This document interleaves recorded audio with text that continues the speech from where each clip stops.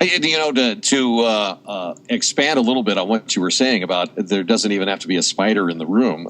My wife has a deal with worms. I don't know what it is, but she just gets, grossed out and squirms, and just that's her phobia, worms.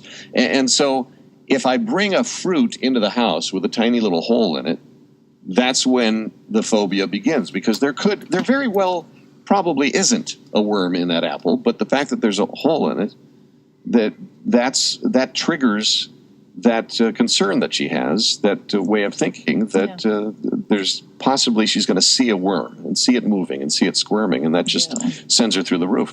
and so you say, in just a few moments with training and an understanding of how the thinking process goes, that you could turn that around.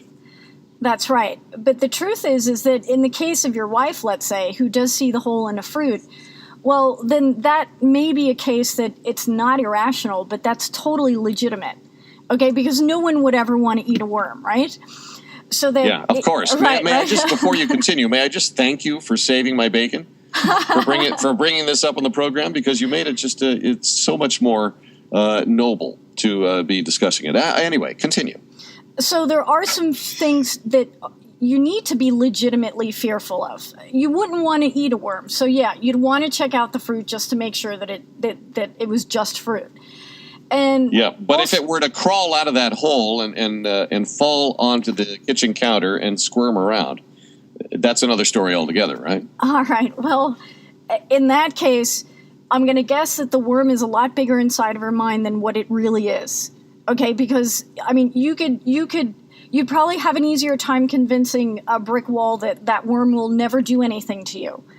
But I'm going to guess that your wife has pretty good taste, and it's just how a worm looks that really scares her.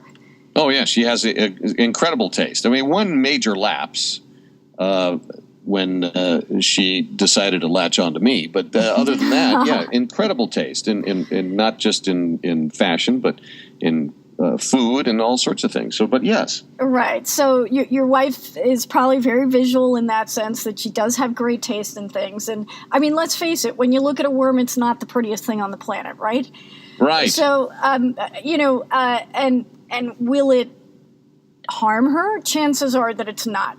Well, see, I'm putting myself in her shoes, and she's saying, well, look, now you're telling me it's just in my head.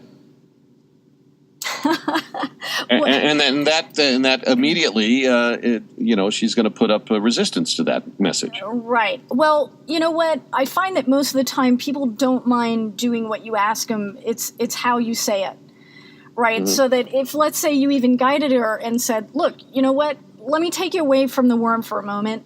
Now, when you think of the worm, is it life-size or bigger than life?